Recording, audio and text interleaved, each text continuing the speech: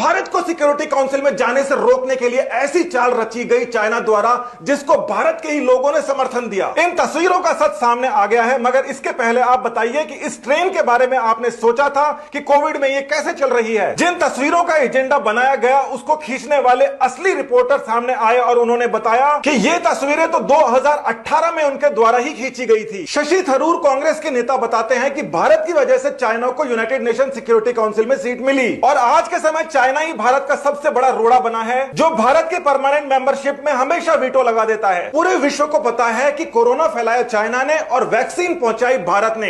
इस वैक्सीन को रोकना जरूरी हो गया था चाइना के लिए। यह खबर है 20 जनवरी 2021 की। फ्रांस के अंदर खबर छपती है कि भारत ही फार्मेसी ऑफ द वर्ल्ड बनता जा रहा है। जिस दिन यह खबर छपी थी उस दिन तक देखा जाए तो भारत एक प्रकार से कोविड से उबर चुका था और उसके केस कम से कम होते ही जा रहे थे, मतलब कोविड खत्म। पहली बात, भारत की ख्याति बढ़ रही थी। दूसरी बात, भारत को इससे कोई फर्क नहीं पड़ा था। इसका फर्क क्या पड़ता है चाइना पे? 12 मार्च तक भारत ने 70 कंट्रियों के अंदर अपने कोविड वैक्सीन भेज दी थी। ये 70 कंट्रियां जो हैं उनके पास में वोटिंग राइट्स होती हैं और उसकी वजह से भारत पहुंच सकता है यूनाइटेड नेशन सिक्योरिटी काउंसिल के अंदर। इस ऑपरेशन को वैक्सीन मैत्री का नाम दिया गया, वसुधैव कुटुंबकम को चरितार्थ किया गया। तो 20 जनवरी से लेकर मार्च आने तक ऐसा लगा कि भारत इस ऑपरेशन में कामयाब हो चुका है। भारत में सब ठीक चल रहा था, कोविड खत्म हो गया था, वैक्सीन भेजी जा रही थी, इलेक्शंस का अनाउंसमेंट हो जाता है। जैसे ही इलेक्शंस का अनाउंसमेंट होता है, वायरस की एक नई स्ट्रेन बंगाल में पता नहीं कैसे पहुंच जाती है। कहां से आई है ये स्ट्रेन इसका बिल्कुल पता नहीं, मगर पूरे के पूरे भारत के अंदर ये फैल जाती है। माहौल पूरा बदलने वाला था, भारत के खिलाफ बनने वाला था, भारत के अंदर भी और भारत के बाहर भी। ये पुरानी फोटोज अचानक से फैला दी जाती है, हर जगह यही दिखाई देने लगती हैं। बहुत सारी पुरानी और नई फोटोज को मिक्स करके कई सारी खबरें बनाई जाती हैं और अपने आप ही मान लिया जाता है कि जितनी भी नई डेड बॉडीज हैं ये सारी की सारी कोविड से ही हुई हैं। मतलब सरकार ने इसकी पुष्टि नहीं की, मगर विदेशी मीडिया ने अपने आप छाप लिया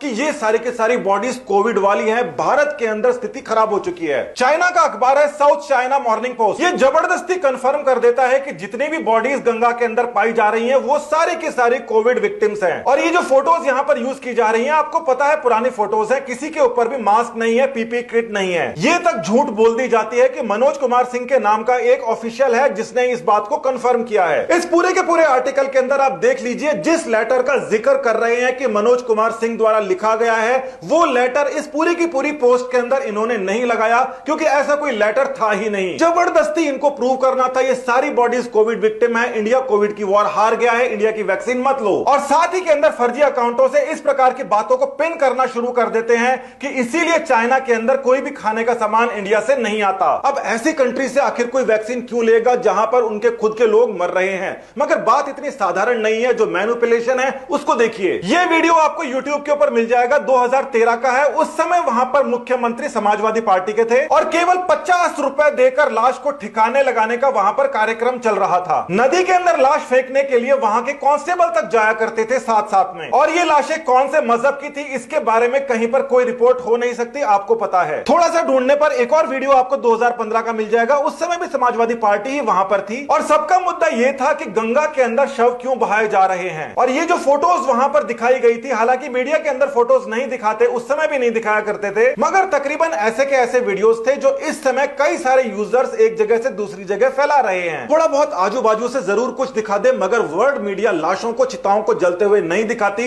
मगर इस बार इंडिया की जो चिताएं थी, लाशें थी, हर जगह फैल रही थी। कतर का ऑफिशियल गवर्नमेंट का जो न्यूज चैनल है अल जजीरा, जिसकी बिल्डिंग हाल ही के अंदर इजराइल ने उड़ाई है, उसके अंदर भी गैर जिम्मेदाराना तरीके से रिपोर्टिंग की गई कि ये कोविड विक्टिम्स हैं। हेडलाइन के अंदर सस्पेक्टेड लिखते हैं, मगर बाद के अंदर ये उसको कंफर्म कर देते हैं। अब इनका सबसे बड़ा झूठ तो ये था कि लकड़ियां खत्म हो गई, पैसे लोगों के पास है नहीं, इसीलिए बहा रहे हैं। मगर किसी ने ये नहीं सोचा कि केवल गंगा किनारे ही मौतें हुई है, बाकी लाशों का क्या हुआ? क्रीमेशन के लिए लकड़ियों का इस्तेमाल ही नहीं किया जाता, उपले भी इस्तेमाल में लिए जाते हैं भारतीय सभ्यता में। और ये जो उपले हैं ये हर घर के अंदर मिल जाते हैं। कम से कम 30% जनसंख्या आज भी इन उपलों का इस्तेमाल करती है खाना पकाने के लिए। बॉडीज को बहाने वाले सारे के सारे लॉजिक फेल थे, बस एक लॉजिक पास था कि इंडिया को किसी भी तरीके से वैक्सीन डिप्लोमेसी से हटाना है, यूनाइटेड नेशन सिक्योरिटी काउंसिल ना पहुंच जाए। वैसे ये बात ठीक है कि अमेरिकी गवर्नमेंट का जो पोर्टल है उसने ये बताया है कि हाँ बॉडीज जरूर फाइंड आउट हुई है, मगर इनके रीजंस अदर देन कोविड-19 है इनके मरने के। तो अमेरिका जो है वो कम से कम सच बोल रहा था, मगर उसके सच के ऊपर लोगों को यकीन ही क्यों करना था? मगर अब आप एक केस देखिए अरब न्यूज का, जिसको फंड करता है सऊदी अरेबिया। ढंग से इस बात बात को समझिए, ये प्राइवेट इंडिपेंडेंट न्यूज पैनल्स नहीं है, ये सरकार के पैसों से चलने वाले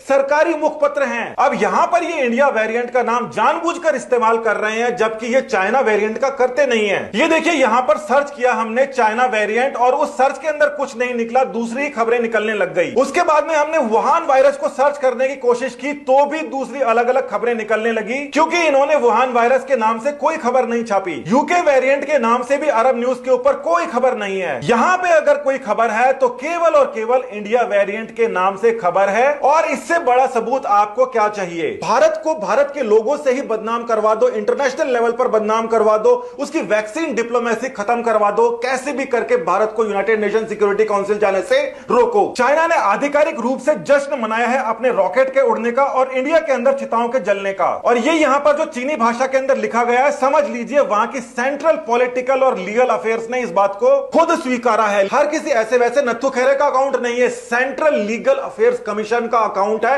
आधिकारिक अकाउंट है। ये खबरें चल रही है कि इंडिया की वैक्सीन डिप्लोमेसी और फॉरेन पॉलिसी फेल हो चुकी है। 23 मार्च को बोला जा रहा था कि इंडिया के अंदर बहुत सारा मेडिकल टूरिज्म आएगा, इंडिया को बहुत फायदा होगा। वहीं पर भारत की विपक्षी पार्टियां भी ये स्वीकार रही हैं, वो ये कह रही हैं कि अगर इसी प्रकार से डेड बॉडीज को हर जगह बहाया जाएगा, दिखाया जाएगा, तो हमारी वैक्सीन को कौन स्वीकारेगा? वोट की चाहत के अंदर चाइना की चाल में हमारी विपक्षी पार्टियां आ गई, अब जाकर उनको एहसास हो रहा है। मगर अभी तक ये क्या क्या कर चुकी हैं? हमारे ही लीडर्स पूछ रहे हैं कि बच्चों की वैक्सीन इंडिया से बाहर क्यों भेजी जा रही है, जबकि असली बात यह है कि वैक्सीन को बच्चों को लगाने की फिलहाल परमिशन ही नहीं है। पहले कई सारे क्लिनिकल ट्रायल्स होते हैं, क्लिनिकल ट्रायल्स के बाद के अंदर वो मैच्योर को लगाई जाती है और मैच्योर लोगों को लगाने के बाद के अंदर फोर्थ फेज जो मार्केट सर्विलेंस कहते हैं, इस मार्केट सर्विलेंस का डेटा इकट्ठा होने के बाद बच्चों को लगाने की परमिशन दी जाती है, जो अभी तक हुआ नहीं है। जबकि राहुल गांधी जी को यह बताना चाहिए कि राजस्थान के अंदर जो कांग्रेस गवर्नमेंट है, वहां पर इतनी भयंकर लापरवाही क्यों चल रही है कि इस समय तक 11.5 लाख डोज जो हैं वो प्रदेश के अंदर खराब हो चुकी है राजस्थान में। ये वैक्सीन बहुत ही डेलिकेट वैक्सीन है, 10% तक खराब हो सकती हैं, मगर 40% तक